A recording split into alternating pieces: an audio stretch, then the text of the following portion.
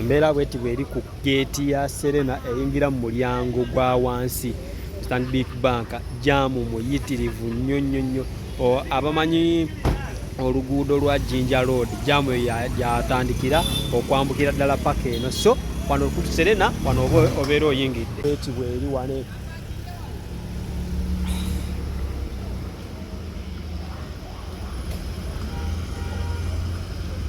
Parking yo yajjudde dda. So embeera bweti bweri ku Serena.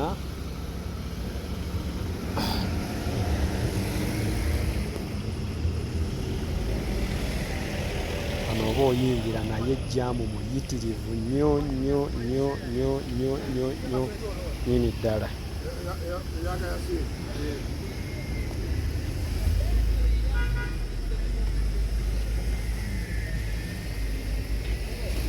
Okay, tugende mulabe ekiri ku mulyango ate wali eriso.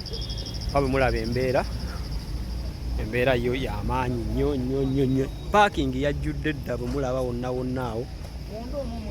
Wonna wajjudde dda buli wamu woogezaako okuyisa amaaso. So tiketi obudde buno zaaweddewo dda, tosobola funa wadde ey'omulema ne bw'oba ogyagala.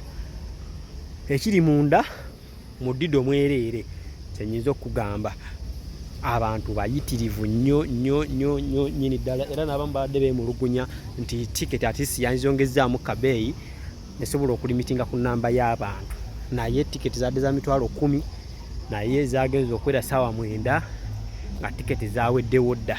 Nga bwe mulaba embeera wano ku Serena, jaamu ali munda, parking zonna yajjudde dda. So embeera bwetyo weeri, layini yo mpitirivu ddala. Naye nga tiketi zaaweddewo dda. So embeera bwetyo bweri wano ku Serena.